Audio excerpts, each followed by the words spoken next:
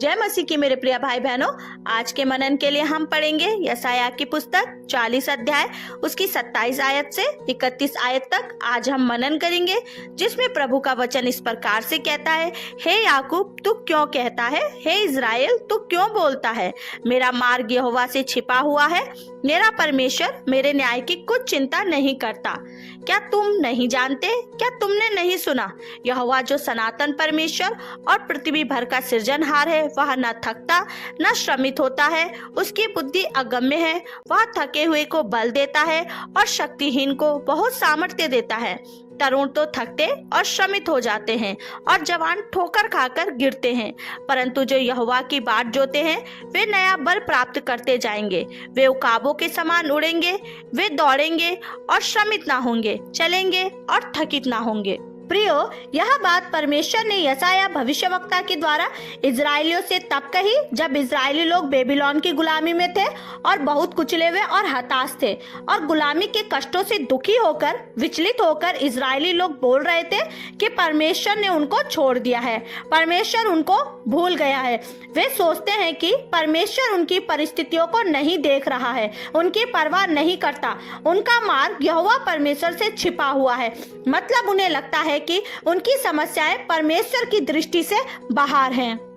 जब इज़राइल इन सब बातों की सोच में था, तब यशायाह इज़राइल को याद दिलाते हैं, परमेश्वर कौन है? क्या तुमने नहीं सुना है? क्या तुम नहीं जानते हो? परमेश्वर जो सदा काल तक है, वह सनातन परमेश्वर, सारी सृष्टि का रचयिता, सृष्टिकर्ता परमेश्वर है। क्या तुमने यह नहीं सुना?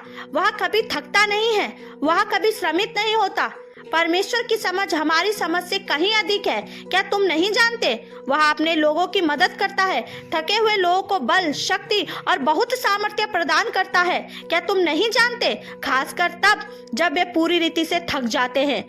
यशायाह ये भी बताते हैं कि मनुष्य की ताकत बहुत सीमित है। सबसे ऊर्जावान, बलवान, सक्षम व्यक्ति भी थक जाता और जो जवान है वो भी ठोकर खा के गिर जाते हैं। क्या तुमने नहीं सुना है? क्या तुम नहीं जानते हो? लेकिन जो परमेश्वर की बाट जोते हैं, परमेश्वर पर भरोसा रखते हैं, उसकी सामर्थ्य पर निर्भर रहते हैं, जो व्यक्ति भी ऐसा करता है उन्हें परमेश्वर से बहुत बल मिलता है, बहुत सामर्थ्य मिलती है, जो उन्हें ऊंचाइयों पर ले जाता है। हर परिस्थिति में उन्हें टिके रहने की शक्ति और सामर्थ्य परमेश्वर से मिलती है। क्या तुम ये बात नहीं जानते? क्या तुमने ये बात नहीं सुनी?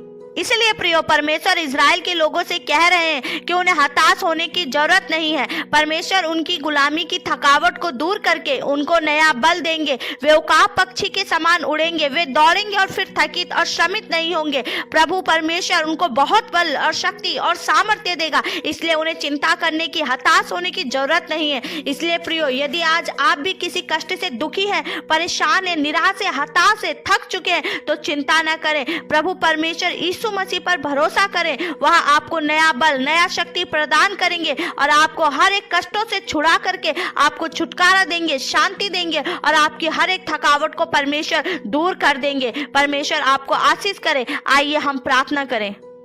हे परमेश्वर, हम आपका धन्यवाद करते हैं, आपकी स्तुति करते हैं, क्योंकि आप सृष्टिकर्ता परमेश्वर है, सारी सृष्टि के रचयिता हैं प्रभु, और आपकी बुद्धि अगम्य है प्रभु जी। आप कभी थकते नहीं प्रभु, कभी श्रमित नहीं होते प्रभु। इस बात के लिए प्रभु हम आपकी स्तुति करते हैं।